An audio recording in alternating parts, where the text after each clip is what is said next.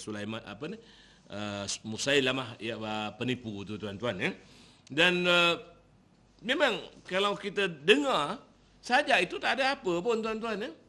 Tapi golongan orientalis barat ini tuan-tuan, ya, dia mengatakan bahawa Nabi Muhammad ceplak sajak Musailamah. Nah, ini yang berbahaya tuan-tuan. Ada orang yang percaya. Ya tuan-tuan ya, kat Quran meniru sajak-sajak orang-orang Arab zaman dulu kata mereka tuan-tuan.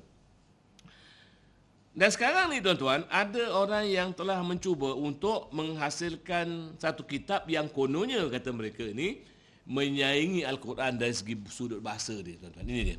Ya, nama kitab ni Furqanul Haq.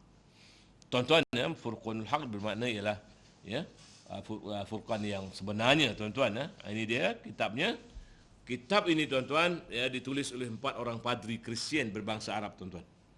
Ya, jadi gunakan bahasa Arab Fusha. Bila Quran ni tuan-tuan, Quran palsu ni telah diedarkan di Kuwait secara percuma. Diedarkan di seluruh dunia dan dijual ya melalui Amazon, satu talian apa ni, dah lama lah tuan-tuan ya, tahun 2000 dulu tuan-tuan ya. Ya, dan dia dijual melalui Amazon ya, boleh bayar melalui bayaran online tuan-tuan ya. Yang dia boleh hantar dekat kita kalau kita nak beli. Tapi buat apa nak beli tuan-tuan benda ni tuan-tuan ya. Jadi apabila ya, orang-orang menerima buku ni ataupun membaca kitab ni tuan-tuan, dia rasa berang, rasa marah, kita rasa marah tuan-tuan ya. Seperti imam di Masjid New York ni yang marah dengan penerbitan Quran palsu. Tuan-tuan ya, kita tengok. Sekarang kita bedah siasat kitab ni sebab saya nak bandingkan dengan Quran tuan-tuan. Jadi kita bedah siasat tuan-tuan. Ya, Quran palsu ini cuma ada 77 surah tuan-tuan ya. Tak banyak surahnya. Dan bilangan ayat pun tak banyak tuan-tuan. Ya. Yang paling sedikit 6 ayat, yang paling banyak 31 ayat. Kalau tuan-tuan rujuk Quran yang paling banyak. Quran dia bilangan surah ya 114 surah. Ya. Bilangan ayat yang paling pendek 3 ayat saja. Bilangan ayat yang paling banyak 286 ayat saja tuan-tuan ya. Ya. Jadi kita masukkan ini ke dalam komputer tuan-tuan. Nombor-nombor ni kita masukkan dalam komputer. Kita minta komputer buat graf. Kita nak tengok taburan surah-surah ini tuan-tuan. Ya. Bila kita masukkan dalam komputer tuan-tuan, kita nampak dia punya taburan surah-surah dalam Quran palsu macam ni tuan-tuan. Dia berterabur ya, tidak tersusun. Cuba kita bandingkan dengan Quran yang ada di tangan kita tuan-tuan. Ya. Quran yang ada di tangan kita ini diturunkan lebih 1430 tahun yang lalu. Kemudian surah-surah Al-Quran diturunkan selama 28 tahun. Dia berperingkat-peringkat, dia bukan sekaligus. Dan diturunkan dengan wahyu atau dengan suara. Tuan-tuan ya. Yang ketiga penurunannya berperingkat-peringkat. Yang keempat semasa diturunkan susunan surah-surah itu tak sama dengan susunan yang ada dalam mushaf kita tuan-tuan. Ya.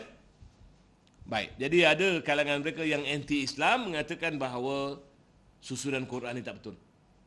Ya, ini susunan semasa diturunkan tuan-tuan ya. Surah Al-Alaq terlebih yang pertama sekali, dan kemudian kita tengok bila kita masukkan dalam Microsoft Excel tuan-tuan ya, dia menghasilkan graf seperti ini tuan-tuan ya. Kita tengok tuan-tuan ya, dia menghasilkan graf seperti ini. Ini adalah susunan Quran semasa diturunkan tuan-tuan. Dia juga tidak tersusun. Ya, kenapa dia tidak tersusun tuan-tuan? Sebab semasa diturunkan ya, dia punya surah-surah itu diturunkan tidak mengikut susunan yang ada sekarang, sebab dia ada faktor di sebaliknya yang disebut asbabun nuzul. Sebab-sebab diturunkan. Tuan-tuan ya. Dan kemudian surah yang ada sekarang ni tuan-tuan dimulai dengan Al-Fatihah ya, diakhiri dengan Nas. Kita masukkan juga ke dalam Microsoft Excel ya. Dan komputer ni tuan-tuan, kita dapati grafnya begini tuan-tuan ya. Grafnya begini. Taburan surah-surah seperti ini tuan-tuan. Ya. Dan tuan-tuan saya masukkan ke dalam PowerPoint tuan-tuan untuk tuan-tuan tengok. Ya. Jadi tuan-tuan, ini ialah susunan Quran semasa diturunkan ya, yang tadi lah. Ya. Dia belum tersusun. Tuan-tuan, yang ini ialah susunan yang ada sekarang. Ya. Ini paksi Y, ini paksi X, asalan dia. Ya, ini surah nombor 1, surah Fatihah, surah nombor 2, surah nombor 3, surah nombor 4, surah nombor 5, surah nombor 6, surah nombor 7.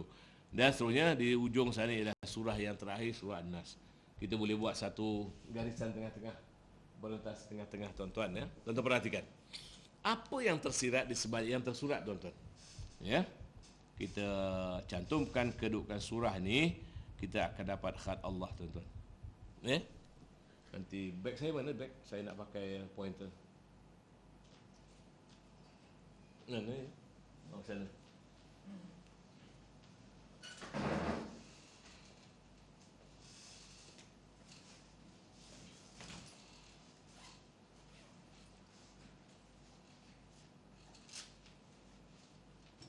Saya minta maaf tuan-tuan, yang ini saya nak lajukan sebab banyak bahan yang saya nak kongsi nanti tuan-tuan. Yang ini biar saya laju sikit. Jadi asas dia tuan-tuan ya.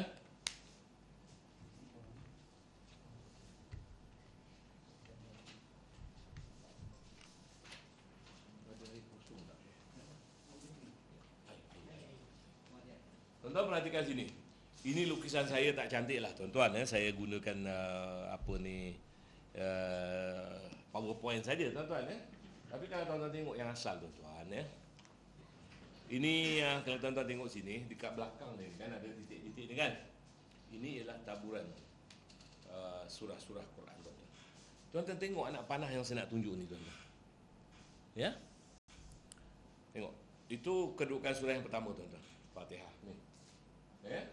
Itu yang kedua Al-Baqarah. Ya, Ali Imran. Dan sebagainya tuan-tuan ya. Ali. Tengok ya. Lam ha Allah. Betul. Ya. Allah.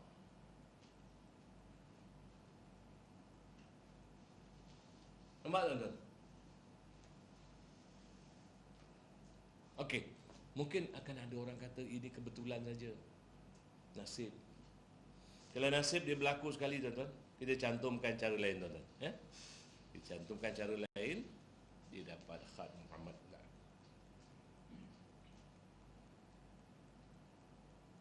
Ya, ini. Kita dapat khat Muhammad dan bila kita tengok yang asal macam tu tuan-tuan. Ya? Tengok. Dan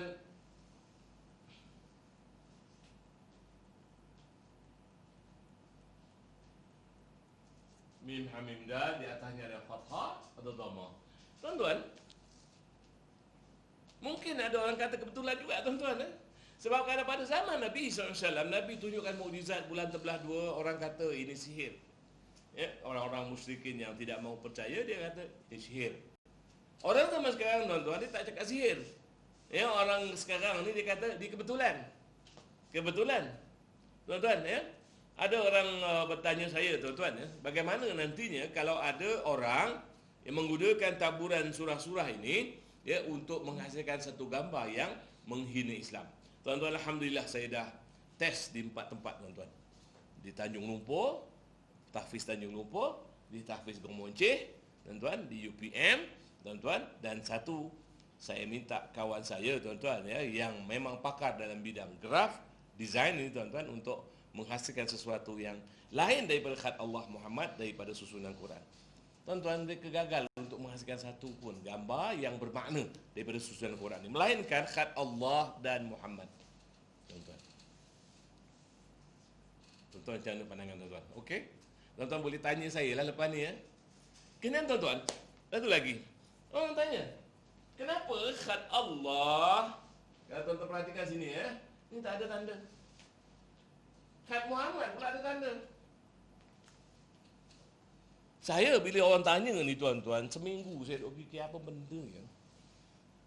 Tuan-tuan ni ada orang isteri saya kata, Alif Lam Lam Ha ni tanpa tanda dia bunyinya Allah. Tuan-tuan bolehlah tulis apa-apa pun bunyi bahasa Arab. Yang Alif Lam Lam Ha tu dia eja begitu. Tapi kalau bunyi lain, kalau nak sebut ilalah kan, dia tak tulis macam ni. Tuan-tuan.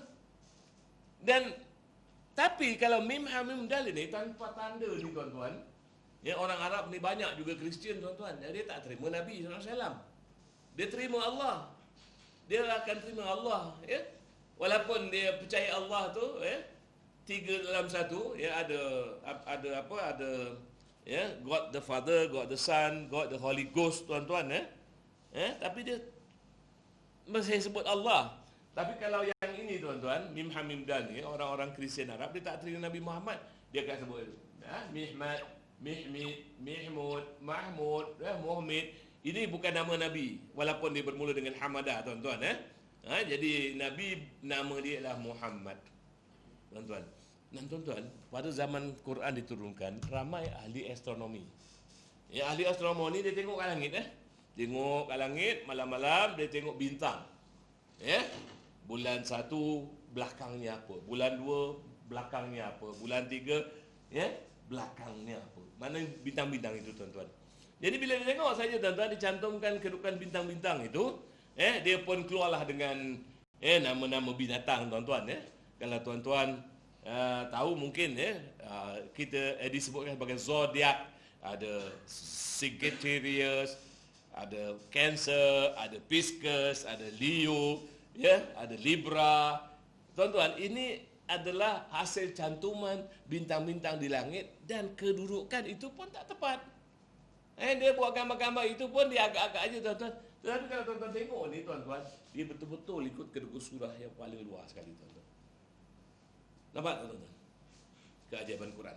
Baik, kemudian tuan-tuan,